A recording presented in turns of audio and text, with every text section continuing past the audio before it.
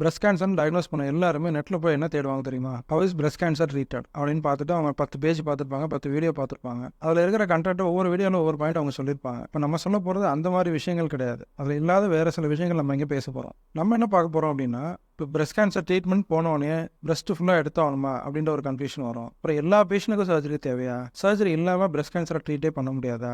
இது அடுத்த கேள்வி பேஷண்ட்ஸுக்கு.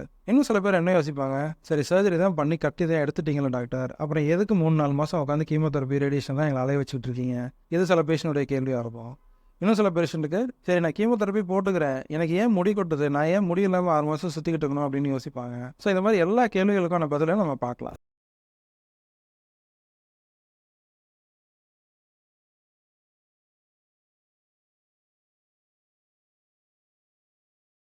இப்போ முதல் கேள்விக்கு வரும், பிரஸ்ட் கேன்சர் வந்த பேஷண்ட்டுக்கு பிரஸ்ட்டை எடுத்தே ஆகணுமா? இது ஆக்சுவலி அப்படி கிடையாது. பிரஸ்ட் கேன்சருக்கு ஃபுல் பிரஸ்ட்டை ரிமூவ் பண்ண வேண்டிய அவசியமே கிடையாது. இதுதான் உண்மை. முன்னாடியெல்லாம் 30 வருஷம் 40 வருஷத்துக்கு முன்னாடியெல்லாம் பிரஸ்ட் கேன்சர் ஃபுல்லாக எடுத்து தான் ஆகணுன்றது ஒரு அசம்ஷனில் நம்ம ட்ரீட்மெண்ட் பண்ணிட்டு இருந்தாங்க.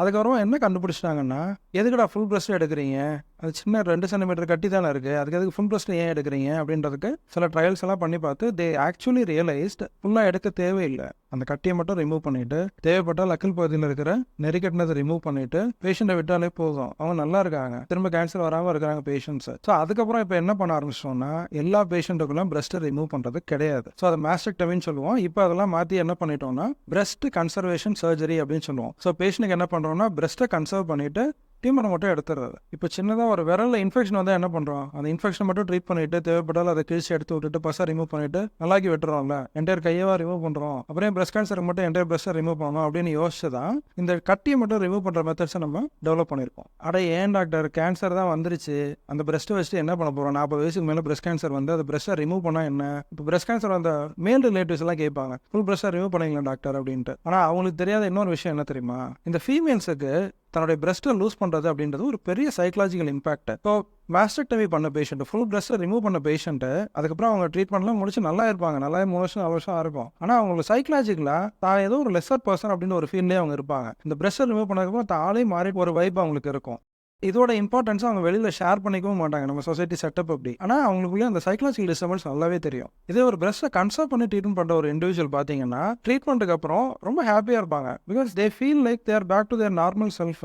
எந்த விதத்துலையும் தங்களுக்கு பாடி இமேஜ் பார்த்தோன்னா எந்த பிரச்சனையுமே இருக்காது. இந்த சைக்கலாஜிக்கல் டிஃபரன்ஸ் 2 பேஷண்ட் நேரில் பார்த்தவங்களுக்கு தான் இதோட இம்பாக்ட் புரியும். அதெல்லாம் நம்ம என்ன சொல்கிறோம்னா, எல்லா கேன்சருக்கும் நீங்கள் போய் பிரஸ்ட்லாம் ரிமூவ் பண்ண வேண்டிய அவசியம் கிடையாது. வேற possible if the surgeon is offering you பிரஸ்ட்டை கன்சர்வ் பண்ண முடியும் அப்படின்னா you should take that option. இப்போ இந்த கேள்விக்கான பதில் கிடைச்சதா, ஃபுல் பிரஸ்ட்டை ரிமூவ் பண்ணுமா, அது புரிஞ்சிச்சா? ரைட், இப்போ அடுத்த கொஸ்டினுக்கு போவோம். சரி பிரஸ்ட்டை ரிமூவ் பண்ணிட்டீங்க, அப்புறம் எதுக்கு 3-4 மாதம் கீமோதெரபி கொடுக்குறீங்க? இதான் நீங்கள் அடுத்து கேட்ட கேள்வி இல்லையா? இப்போது கேன்சர் ட்ரீட்மெண்ட்டில் ஒரு முக்கியமான சீக்ரெட் ஒன்று சொல்கிறேன். கேன்சரில் க்யூர் அப்படிங்கிறது கேனில் தெரிகிற கையில் தட்டுப்படுற கட்டியை ரிமூவ் பண்ணுறது மட்டும் கிடையாது. அந்த கேன்சரோட தன்மை என்ன, கண்ணுக்கு தெரியாமல் உடம்புல எங்கே வேணால் போய் பரவே இருக்கலாம் அப்படின்னு சொல்கிறோம்ல, இதை மட்டும் ஆப்ரேஷன் பண்ணி எடுத்தாச்சு, மற்ற இடத்துல இருக்கிற கட்டியை யார் பார்ப்பா? அது திரும்ப வந்தால் என்ன பண்ணும்? அதனால தான் என்ன பண்ணுறோன்னா, கட்டியை எடுத்துட்டாலும் அந்த பர்டிகுலர் இண்டிவிஜுவலுக்கு உடம்புல மீதி இடத்துல கேன்சர் இருக்குமா இருக்காதா அப்படிங்கிறத ப்ராபபிலிட்டி அசஸ் பண்ணுவோம். அது ஸ்கேன்லாம் தெரியாது, எல்லா ஸ்கேனும் நார்மலாக தான் இருக்கும். ஆனால் அவங்கள விட்டால் திரும்ப அந்த கேன்சர் மறுபடியும் வர்றதுக்கு வாய்ப்பு இருக்குது. ஸோ அவங்களுக்கு அவங்களோட ரிப்போர்ட்ஸ் எல்லாத்தையும் வச்சு திரும்ப வரதுக்கான ப்ராபபிலிட்டி என்னன்றதை அசஸ் பண்ணுவோம். ப்ராபபிலிட்டி கூட இருக்கிற பேஷண்ட்டுக்கு அந்த மிச்சம் மீதி இருக்கிற செல்லையும் நீங்கள் ட்ரீட் பண்ணியே ஆகணும். ட்ரீட் பண்ணி அதையும் எரடிகேட் பண்ணாதான் உங்களுக்கு என்ன க்யூருங்கிறத அச்சீவ் பண்ண முடியும். அதுக்காக தான் இந்த கீமோதெரபி கொடுக்குறது. நீங்கள் திரும்ப கேன்சர் பேஷண்ட்டாக ஹாஸ்பிட்டலுக்கு வரக்கூடாது அப்படிங்கிறதுக்காக தான் அந்த 3-4 மாதம் கீமோதெரபி மெடிசின்ஸ் அவங்கள எடுத்துக்க சொல்கிறது. சரி 3-4 மாதம் கீமோதெரபி எடுத்துக்கணும்னு சொல்கிறீங்க, அந்த கீமோதெரபியை இப்படி போட்டு படுத்துது அப்படிங்கிறத அவங்கள அடுத்தோட கன்ஃபியூஷன். இப்போ தான் நீங்கள் என்ன புரிஞ்சுக்கணும் அப்படின்னா, மற்ற பிரச்சனைகளுக்கெல்லாம் இப்போ ஒருத்தருக்கு மூட்டு வலி வருது, கழுத்து வலி வருது, சுகர் இருக்குது, பிபி இருக்குது, நீங்கள் எத்தனை வருஷம் இந்த டாக்டர்கிட்ட ட்ரீட்மெண்ட் பண்ணிகிட்டு இருக்கீங்க, வருஷ கணக்காக பண்ணிக்கிட்டு இருக்கீங்கல்ல, உங்களுக்கு கீமோதெரபி எவ்வளோ நாள் கொடுக்க போகிறாங்க? அதிகபட்சம் 3 மாதம் 4 மாதம் கொடுத்த வருஷம் உங்களை வீட்டுக்கு அனுப்ப போகிறாங்க. ஸோ இந்த 3-4 மாதம் ட்ரீட்மெண்ட் பண்ணி லைஃப் லாங் உங்களை க்யூர் பண்ணுறோம் அப்படின்னு சொல்கிறோம். அப்போ சின்ன சின்ன தொந்தரவுகள் பொறுத்துக்கலாம்ல, அது ஒரு பெரிய பிரச்சனையா என்ன?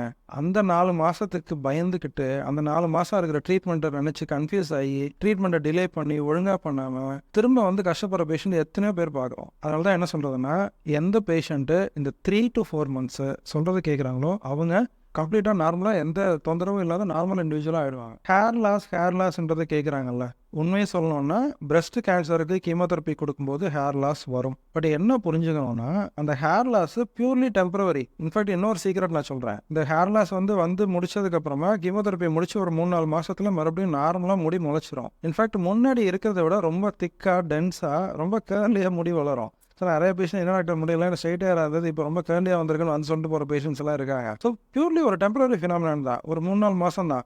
அந்த 3-4 மந்த்ஸுக்குள்ளே எனக்கு பக்கத்து வீட்டுக்காரர் என்ன சொல்லுவோம், சொந்தக்காரங்க என்ன சொல்லுவோம், 1008 கன்ஃபியூஷனு. அவ்வளோ உங்களுக்கு ரொம்ப ஒரியாக இருக்குது அப்படின்னா நீங்கள் விக் வச்சுக்கலாம். கம்ப்ளீட்டாக நார்மல் மாதிரியே விக்லாம் இப்போ கிடைக்குது. ஸோ அந்த விக் ஒரு 3 to 4 months யூஸ் பண்ணிட்டீங்கன்னா நேச்சுரல் ஹேர் வரப்போது. அதுக்கப்புறம் யுவர் கோயிங் டு பி ஒரு நார்மல் இண்டிவிஜுவல்.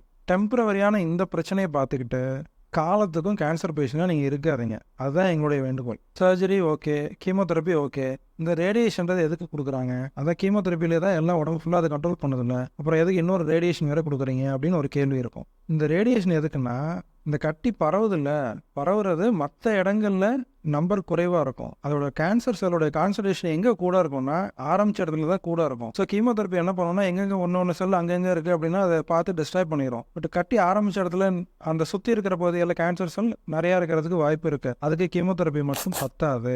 அந்த மாதிரி சமயங்களில் அந்த பர்டிகுலர் இடத்துக்கு மட்டும் கேன்சர் செல்லை கம்ப்ளீட்டாக டிஸ்ட்ராய் பண்ணுறதுக்காக ரேடியேஷன் ஒரு ட்ரீட்மெண்ட்டை சேர்த்து கொடுப்போம். இப்போ ஜென்ரலாக ரேடியேஷன் அப்படின்னாலே அந்த வார்த்தையை கேட்டாலே எல்லாருக்கும் ஒரு கன்ஃபியூஷனும் ஒரு பயம் இருக்கும். பட் பிரஸ்ட் கேன்சர் பேஷண்ட்டு ரேடியேஷனை பொறுத்த வரைக்கும் கொஞ்சம் லக்கி அப்படின்னு சொல்லுவேன். 2 கேன்சருக்கு ரேடியேஷன் கொடுக்கும்போது சைட் எஃபெக்ட் இருக்காது. ஒன்று பிரெயின், இன்னொன்று breast. So breast cancer patient பார்த்தீங்கன்னா கீமோதெரப்பி 4 மாதத்துக்கு ஹாஸ்பிட்டல் வந்து அட்மிஷன் போட்டு அலைஞ்சு முடிச்சுட்டு போயிருப்பாங்க. ரேடியேஷன் நாங்கள் எவ்வளோ நாள் கொடுப்போம் தெரியுமா? அதிகபட்சம் 4 வாரம். 4 வாரம் 1 மாதத்துக்குள்ள ட்ரீட்மெண்ட் முடிச்சிருவோம். டெய்லி ஒரு 10 நிமிஷம் ஓபியாக வந்து கூட இருக்கவங்கள்ட்ட கதையெல்லாம் பேசிட்டு ஒரு 10 நிமிஷம் போய் ரேடியேஷன் மிஷினில் படுத்து இருந்துச்சு டெய்லி வீட்டுக்கு போயிடலாம். No admission, no injection, nothing. 4 வீக்ஸுக்கு பிக்னிக் போகிற மாதிரி வந்துட்டு போக வேண்டியதான். இவ்வளோதான் ரேடியேஷன் ட்ரீட்மெண்ட். எந்த தொந்தரவுமே இருக்காது பிரஸ்ட் கேன்சர் கொடுக்கும்போது. இது என்ன பண்ணுவாங்கன்னா ஆரம்பிச்ச இடத்துல திரும்ப கட்டி வராமல் பார்ப்போம். இதான் அதோட முக்கியமான வேலை.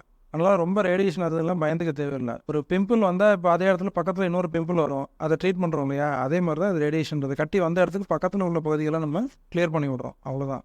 இப்போ ரேடியேஷனோடைய பயம் போச்சு அவங்களுக்கு. ரேடியேஷன் பற்றி இன்னும் பயப்பட மாட்டீங்களா? ரைட். அடுத்து என்ன? ஹார்மோன் பற்றி பேசணும். அதை பற்றி சொல்கிறேன். பிரஸ்ட் கேன்சரு மற்ற கேன்சரை விட ஒரு பர்டிகுலர் ட்ரீட்மெண்ட்டில் வித்தியாசமான ஒரு ட்ரீட்மெண்ட் என்ன அப்படின்னா, மற்ற கேன்சர்லாம் பார்த்தீங்கன்னா இந்த 4 மாதம் 5 மாதத்தோட ட்ரீட்மெண்ட் முடிச்சு பேஷண்ட்டை செக்கப்பில் வைக்க ஆரம்பிச்சிடும். ஆனால் பிரஸ்ட் கேன்சர் பேஷண்ட்ஸ் எல்லாம் பேஷண்ட்டை பேசிங்கன்னா என்ன சொல்லுவாங்கன்னா, நான் டேப்லெட் எடுத்துக்கிட்டு இருக்கேன் அப்படின்னு சொல்லுவாங்க. ஹார்மோன் டேப்லெட் எடுத்துகிட்டு இருக்கேன் அப்படின்னு சொல்லுவாங்க. அது என்ன ஹார்மோன் டேப்லெட்? அது எது கொடுக்குறாங்க? இப்போ ஏற்கனவே நம்ம என்ன சொன்னோம், பழைய வீடியோவில் பார்த்துருந்தீங்கன்னா உங்களுக்கு தெரிஞ்சிருக்கும். இந்த எஸ்ட்ரோஜனால தான் பிரஸ்ட் கேன்சர் வருது அப்படின்ட்டு. அப்போ என்ன பண்ணுவோம்னா எந்தெந்த பேஷண்ட்டுக்கு இந்த ER/PR அப்படிங்கிறது இருக்கோ அவங்களுக்கு அந்த கேன்சர் செல்லு எஸ்ட்ரோஜனை டிபெண்ட் பண்ணி வளர்ந்துக்கிட்டே இருக்கும். அந்த மாதிரி இண்டிவிஜுவல்ஸில் திரும்ப அந்த கேன்சர் செல் வரக்கூடாதுன்றதுக்காக எஸ்ட்ரோஜனுக்கு எதிரான டேப்லெட்ஸை கொடுப்போம். ஸோ ஆன்டி எஸ்ட்ரோஜன் அப்படின்னு சொல்லுவோம். அதுதான் ஹார்மோன் டேப்லெட் அப்படின்னு சொல்லுறது. ஆக்சுவலி டெக்னிக்கலி பார்த்தீங்கன்னா அது ஹார்மோன் டேப்லெட் கிடையாது, அது ஆன்டி ஹார்மோன் டேப்லெட். அந்த டேப்லெட்டை 7 years 10 years வரைக்கும் நம்ம எடுத்துக்க சொல்லுவோம். அது என்ன பண்ணோம்னா if at all cancer cell உள்ளே இருந்தாலும் அந்த தேவையான ஹார்மோனை அதை டிப்ரைவ் பண்ணி விட்டுரும். ஹார்மோனுக்கு அதுக்கு சப்ளை இருக்காது.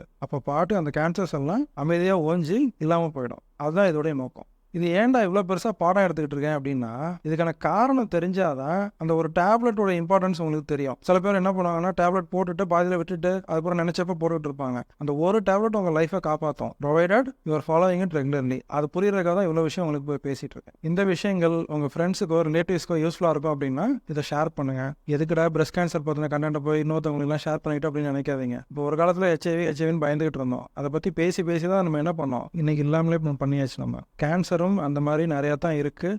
இந்த மாதிரி கேன்சர் பற்றின விஷயங்களை உண்மைகளை எல்லாருக்கும் தெரியப்படுத்தினா மட்டும்தான் இதை நம்ம எல்லாரும் எடுத்து ஜெயிக்க முடியும்.